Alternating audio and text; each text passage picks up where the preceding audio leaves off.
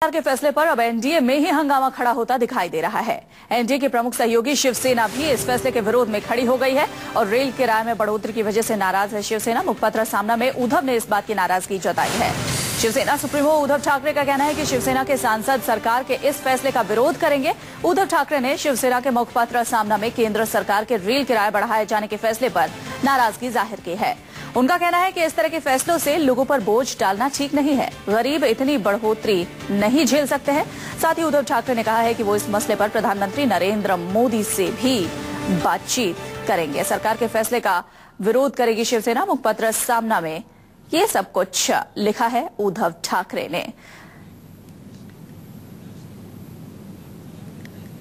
तो रेल किराया बढ़ाए जाने पर शिवसेना ने अपनी नाराजगी मुखपत्र सामना के जरिए जाहिर की है। पीएम मोदी से बात करने की बात भी उद्धव ठाकरे ने कही है और उन्होंने कहा है कि शिवसेना के जो सांसद हैं वो भी इस बात का विरोध करेंगे।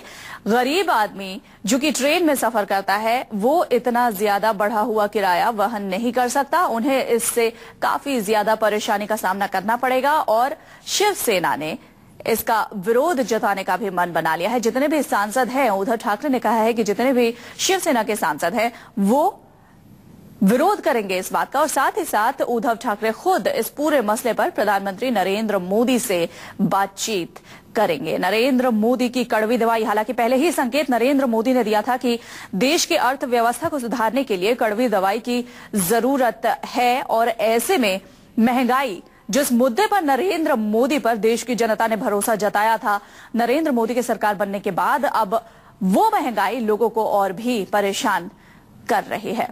वहीं आपको ये भी बता दें कि शिवसेना जो कि अहम सहयोगी बीजेपी की मानी जाती है, ऐसे में राष्ट्रीय राजनीति में उन्होंने भाजपा का बखूबी साथ तो दिया, लेकिन जल्द ही महाराष्ट्र में नवंबर के आसपास विधानसभा चुनाव भी होने हैं और ऐसे में शिवसेना बढ़े हुए रेल किराए को मुद्दा बनाकर इसे भुनाने की भी कोशिश जरूर करेगी। हालांकि आपको बता दें उद्धव ठाकरे ने यह साफ कर दिया है कि बढ़ा हुआ रेल किराया शिवसेना को मंजूर नहीं है और सरकार के इस फैसले के खिलाफ है। मुंबईकरों पर महंगाई का ये डबल अटैक हम आपको दिखा रहे हैं। सिर्फ ट्रेनों का ही नहीं बल्कि लोकल का भी सफर महंगा हो चुका है।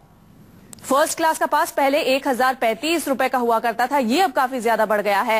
फर्स्ट क्लास का पास अब 1960 रुपए का हो गया है। पहले 280, चर्च गेट से विरार तक की बात हम बता रहे हैं, इसका किराया 280 रुपए हुआ करता था, ये भी अब 600 के आसपास हो गया है। सेकंड क्लास मंथली पास 280 रुपए हुआ करता था, अब 645 हो गया है। फर्स्ट क्लास का मंथली पास भी काफी ज्यादा बढ़ गया है, 655 रुपए से सीधा 1310 यानी 50% से भी के आसपास ये बढ़ोतरी हुई है। और जल्द ही आपको बता दें महाराष्ट्र में चुनाव होने वाले हैं और कैसे सियासी मुद्दा बनता जा रहा है बढ़ा हुआ रेल किराया, इस पर भी लगातार न्यूज 24 की नजर बनी रहेगी। प्रवीण मिश्रा हमारे साथ लगातार इस पूरी खबर पर जानकारी देंगे। प्रवीण, क्या जानकारी मिल पा रही है जिस तरीके से एनडीए के प्रमुख सहयोगी दल शिवसेना रही है और नरेंद्र मोदी ने जैसे ये फैसला किया है बढ़े हुए रेल किराए का, महाराष्ट्र में जो विधानसभा चुनाव होने हैं उसको देखते हुए ये एक अहम मुद्दा उद्धव ठाकरे ने उठाया है?